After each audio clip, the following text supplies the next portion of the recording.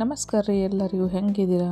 ಎಲ್ಲರೂ ಚೆನ್ನಾಗಿದ್ದೀರಾ ಅಂತ ಅನ್ಕೋತೀನಿ. ಇವತ್ತು ನಮ್ಮ ಊರದಿಂದ ಅಂದರೆ ಬೆಳಗಾವದಿಂದ ಸೌದತ್ತಿಗೆ ಹೊಂಟಿದ್ದೀವಿ. ಸೌದತ್ತಿ ಅಂದರೆ ಮೊದಲು ನೆನಪಾಗೋದಂದ್ರೆ ಅಮ್ಮ ಎಲ್ಲಮ್ಮ ಕರ್ನಾಟಕದಲ್ಲಿ ಇದೆ.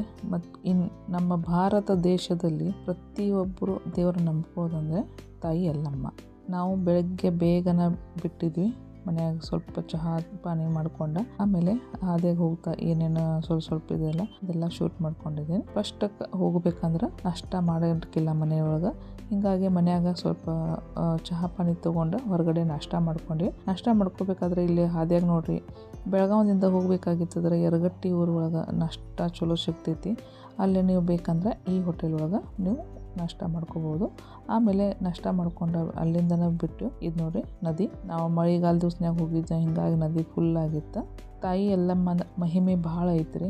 ಅವು ಅಮ್ಮನ ಸ್ಟೋರಿನೂ ಭಾಳ ಐತಿ. ಆಮೇಲೆ ನಡುವೆ ನಾ ಯಾವಾಗ ಟೈಮ್ ಸಿಗ್ತದೆ ಅವಾಗ ನೀವು ಅವ್ರ ಅಮ್ಮನ ಸ್ಟೋರಿ ಹೇಳ್ತೀನಿ.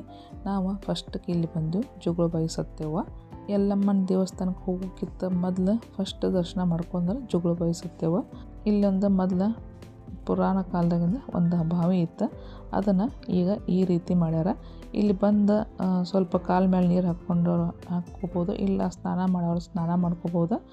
ಚರ್ಮ ರೋಗೆಲ್ಲ ಇತ್ತು ಅಂದ್ರೆ ಇಲ್ಲಿ ನಮ್ಗೆ ಕಮ್ಮಿ ಆಗ್ತದಂತ ಶ್ರದ್ಧಾ ಭಾವನೆ ಇದೆ.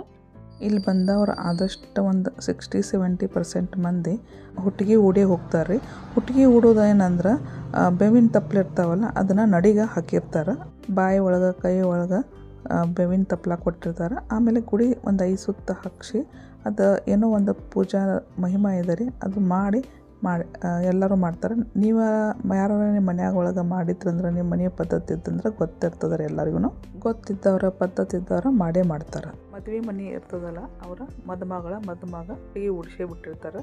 ಇಲ್ಲಿ ನೋಡಿ ನಮ್ದು ಏನೂ ಇದ್ದಿರ್ಕಿಲ್ಲ. ಹೀಗಾಗಿ ಜುಗುಳಬಾಯಿ ಸತ್ಯ ಒಂದು ದರ್ಶನ ತೊಗೊಂಡು ಇಲ್ಲಿ ಎಲ್ಲಮ್ಮ ಗುಂಡಕ್ಕೆ ನಾವು ಬಂದೆವು. ಎಲ್ಲಮ್ಮ ದೇವಿಗೆ ಬಂದೆ. ಅಲ್ಲಿಂದ ಒಂದು 2 ಅಥವಾ 3 ಕಿಲೋಮೀಟ್ರ್ ಅಷ್ಟೇ ಇದೆ. ಅಮ್ಮನ ದೇವಸ್ಥಾನಕ್ಕೆ ಬಂದೀವಿ ರೀ. ಒಂದು ಸಲ ಬಂದಾಗ ಭಾಳ ಅಂದ್ರೆ ಭಾಳ ರಶ್ ಇರ್ತದೆ ರೀ. ನೀವು ಮಾರ್ನಿಂಗ್ ಬರ್ರಿ ಅಥವಾ ಸಾಯಂಕಾಲನ ಬರ್ರಿ, ಯಾವಾಗ ಬಂದ್ರೂ ಇದೇ ರೀತಿನ ನಿಮ್ಗೆ ರಶ್ ಕಾಣ್ಬೋದು. ಸ್ವಲ್ಪ ಪರಿಚಯದ ಇತ್ತಂದ್ರೆ ಸ್ವಲ್ಪ ಬೇಗನೆ ನಮ್ಮ ದರ್ಶನ ಆಗ್ತದೆ. ಇಲ್ಲ ಆಗಿತ್ತಂದ್ರೆ ಈ ರೀತಿ ನಾವು ಕ್ಯೂನ್ಯಾಗ ನಿಂತ್ಕೊಂಡು ದರ್ಶನ ಮಾಡ್ಕೋಬೇಕು. ನಮ್ಮದು ಸ್ವಲ್ಪ ಒಬ್ರದ್ದು ಪರಿಚಯ ಇತ್ತ ಅಂದ್ರೂ ಇರಲಿ ಅಂತೇಳಿ ನಾವು ಈ ರೀತಿ ಕ್ಯೂನ್ಯಾಗ ನಿಂತ್ಕೊಂಡು ದರ್ಶನ ಮಾಡ್ಕೊಂಡ್ವಿ ನೋಡ್ರಿ. ಕ್ಯೂನ್ಯಾಗ ನಿಂತು ದರ್ಶನ ಮಾಡ್ಕೊಂಡಿದ್ದು ಏನೋ ಒಂಥರ ಶ್ರದ್ಧೆಯಿಂದ ಸಮಾಧಾನದಿಂದ ನಮ್ಗೆ ದರ್ಶನ ಸಿಗ್ತದೆ. ತಾಯಿ ಎಲ್ಲಮ್ಮ ದೇವಿ ಉದು ನಮಸ್ಕಾರ ಮಾಡಿರಿ. ಅಲ್ಲೇ ವಿಡಿಯೋ ಶೂಟಿಂಗ್ ಮಾಡ್ಕೋದು ಜಾಸ್ತಿ ಅಲಾವ್ ಇಲ್ಲರಿ. ಹೀಗಾಗಿ ಅಲ್ಲೇದೇನು ಜಾಸ್ತಿ ನಾನು ಮಾಡ್ಕೊಳ್ಳಿಲ್ಲ. ಆಮೇಲೆ ಹೊರಗಡೆ ಬಂದ ಕೂಡಲೇ ನೋಡಿರಿ ಜನ ಎಷ್ಟು ಬಂದಾರ. ನಾವು ಯಾವಾಗೂ ವಾರ ಹಿಡ್ಕೊಂಡಂತೂ ಹೋಗಿರೋದಿಲ್ಲ, ನಡುವಾರನ ಹೋಗಿರ್ತೀವಿ. ಅಂದ್ರೂ ಈ ರೀತಿನ ಫುಲ್ ರಶ್ ಇರ್ತದೆ. ನಾವು ಆಮೇಲೆ ಪೂಜಾ ಮತ್ತು ನಮ್ಮದು ಉಡಿ ತುಂಬಿದ್ದೆಲ್ಲ ಆದ ಕೂಡಲೇ ಬೇಕಾಗಿದ್ದೆಲ್ಲ ಪ್ರಸಾದ ಆಗಲಿ ಕುಂಕುಮ ಅರಿಶಿನ ಏನೋ ಇದ್ದಿದ್ದ ತೊಗೊಂಡು ಬಂದ್ವಿ. ತೊಗೊಂಡು ವಾಪಸ್ ಬರಾಕತ್ತೀವಿ ನೋಡಿರಿ. ಬರಬೇಕಾದ್ರೆ ಇಷ್ಟು ಕ್ಲೈಮೇಟ್ ಚೇಂಜ್ ಆಗಿತ್ತು. ಒಮ್ಮೆ ಸಡನ್ಲಿ ಇಲ್ಲಿ ಬಿಸಿಲಿಂತ ನೆಕ್ಸ್ಟ್ ಟೈಮ್ ಹೋಗ್ಬೇಕಾಗಿತ್ತಂದ್ರೆ ಫುಲ್ ಮಳೆ ಬಂತು ರೀ.